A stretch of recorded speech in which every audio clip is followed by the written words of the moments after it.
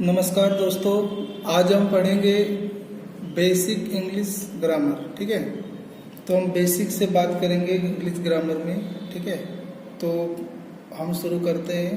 तो आज हम पढ़ेंगे पहला शब्द अल्फ़ाबेट। ठीक है,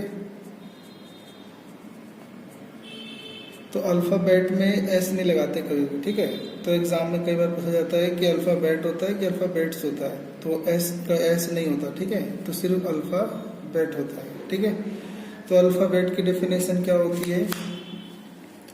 तो इसको कहा जाता है complete the complete set of letters, the complete set of letter in a language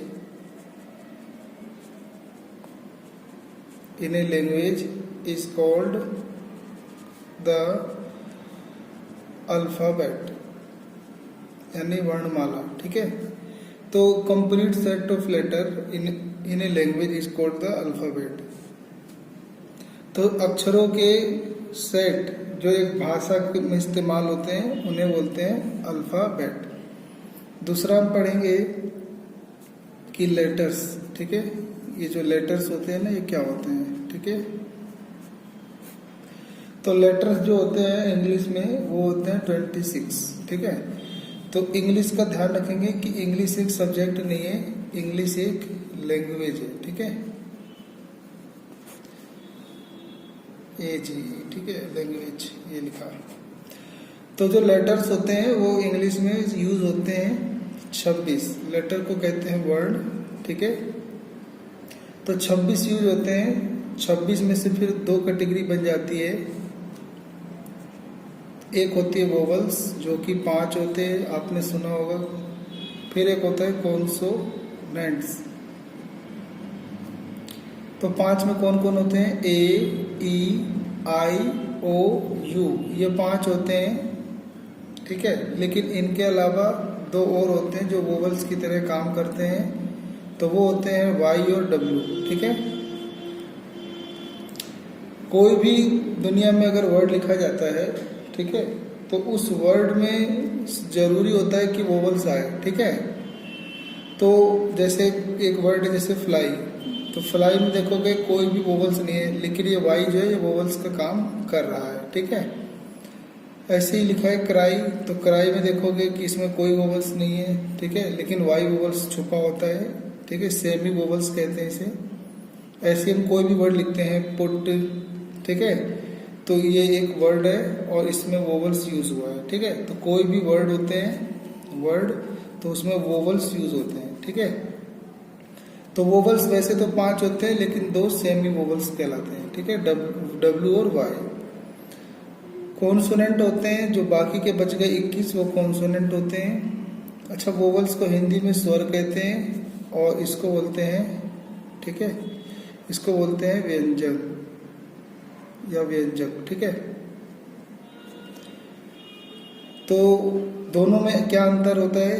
तो जो ये 26 में से जो आप पढ़ते हो A B C D E F G H, तो ये सारे में से जो ये 5 हटा दो तो सारे जो बच गया बी सी डी एफ, ये सारे के सारे आपके क्या होते हैं? कॉन्सोनेंट होते हैं। ठीक है, बाकी वो वोवल्स की पहचान होती है कि जो इनका उच्चारण किया जाता है ना जब, तो ये किसी अन्य लेटर की सहायता से किया जाता है। तो इसका उच्चारण बिना किसी अन्य लेटर की सहायता से किया जाता है, तो उसे वोवल्स कहते हैं। तो ऐसे लेटर्स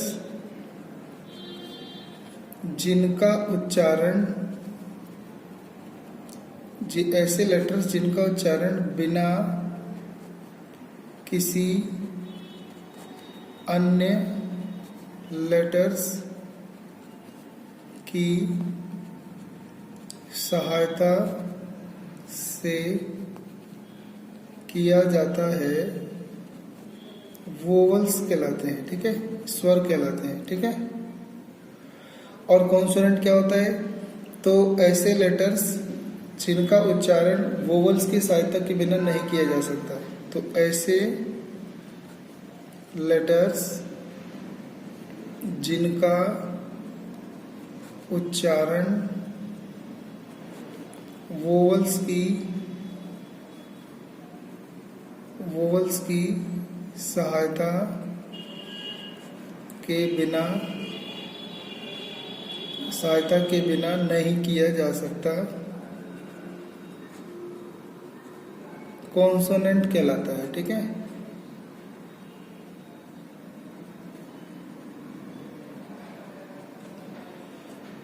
राइट। ठीक है, तो उम्मीद करता हूँ कि आपको इतना समझ में आ रहा होगा।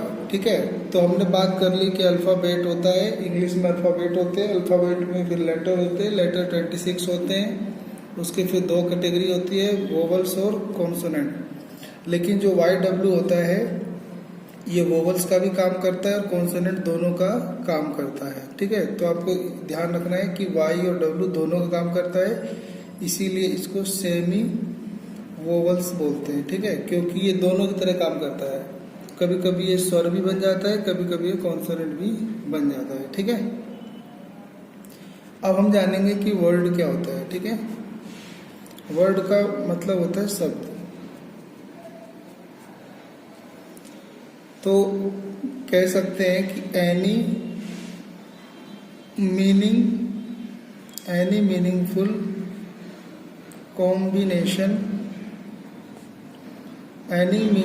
combination of letters signifying an object, an action or a modifying or qualifying expression is called word। ठीक है,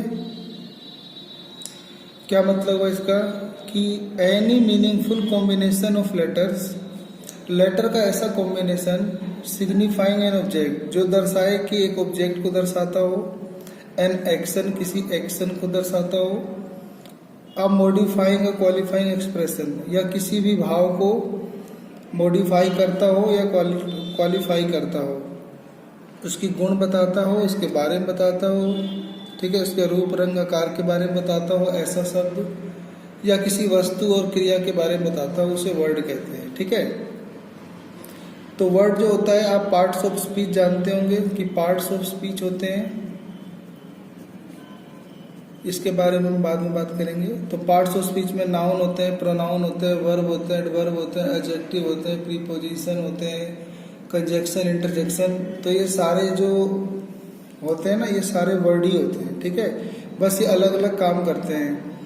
तो ऑब्जेक्ट बनते हैं, कभी सब्जेक्ट बनते हैं, एक्शन का काम करते हैं, क्वालिफाई का काम करते हैं, मॉडिफाई का काम करते हैं, कनेक्टिंग का काम करते हैं। ठीक है, तो हम कह सकते हैं कि meaningful group of word is called word. ठीक है, meaningful group of letter is called word. मतलब ऐसे ग्रुप ऑफ लेटर्स जो कि एक विशेष अर्थ निकालते हो उन्हें बोलते हैं वर्ड। तो जैसे हम लिखें BOY बॉय, तो ये हो गया वर्ड, लेकिन हम इसी को आगे पीछे लिख दें OBY, तो ये कोई वर्ड नहीं है, OYBO कोई वर्ड नहीं है। ठीक है, तो ये वर्ड नहीं है, सिर्फ ये एक वर्ड है क्योंकि इसका एक अर्थ निकल रहा है, मीन निकल रहा है। ठीक है, लेकिन कुछ एक्सेप्शन होते हैं। देखो, जो वर्ड होते हैं ना, उनमें वोवल्स का इस्तेमाल जरूर होता है। ठीक है, लेकिन कुछ ऐसे एक्सेप्शन है, जैसे हम आई बोलते हैं ना, आई माने मैं, तो ये एक सबसे छोटा वर्ड है और ये अकेला एक वर्ड है। ठीक है, ऐसी आई, ए और ओ ये एक लेटर वाले वर्ड कहलाते हैं, ये एक लेटर वाले वर्ड्स कहलाते हैं। ठीक है,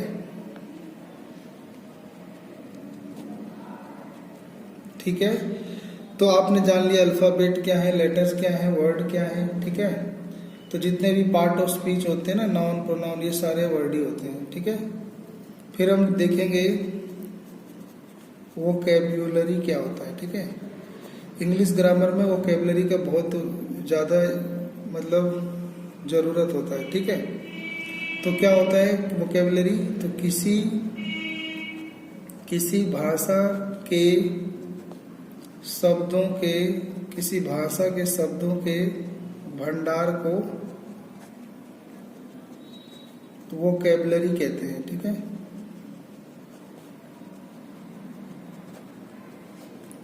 तो the stock of word in a language is known as the vocabulary.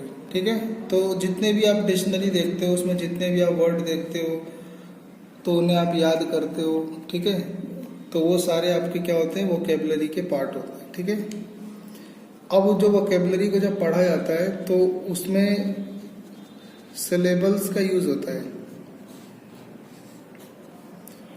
Syllables क्या होता है कि किसी वर्ड का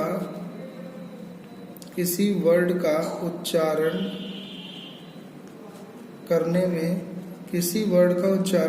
में उस वर्ड का जितना भाग एक बार में बोला जाता है उसे सिलेबल कहते हैं। ठीक है, तो एक वर्ड में एक या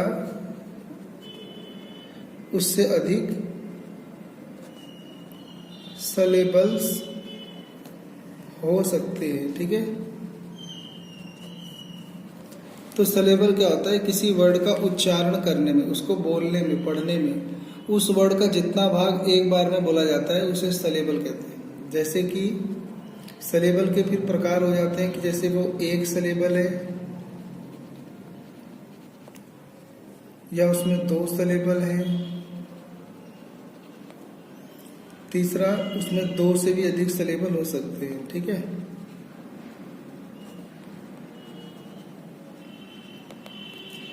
एक सिलेबल में जैसे आप डू बोलते हो, डू तो इसे एक ही बार में बोल देते हो, गो एक ही बार में बोल देते हो। ठीक है, रन एक ही बार में बोल देते हो। ठीक है, यू एक ही बार में बोल देते हो, वी एक ही बार में बोल देते हो, तो इन्हें बोलते हैं वन सिलेबल। ठीक है, अब दो सिलेबल होते हैं, टू सिलेबल, जिसको पढ़ने के लिए दो बार पुकारना पड़ता है। जैसे हमने लिख दिया मदर, तो मदर, तो मदर ऐसे बोलते हैं वोटर, वोटर। ठीक है, तो इसमें दो सिलेबल होते हैं। ठीक है, इस वर्ड में दो सिलेबल है। ऐसे दो से अधिक सिलेबल भी होते हैं, जैसे आप बोलते हो इंटेलिजेंट, इंटेलिजेंट। ठीक है, तो इसमें तीन सिलेबल हो गया। ऐसे आप बोलते हो ब्यूटीफुल, तो ब्यूटीफुल, इसमें तीन हो गया। ऐसे बोलते हो पॉसिबिलिटी,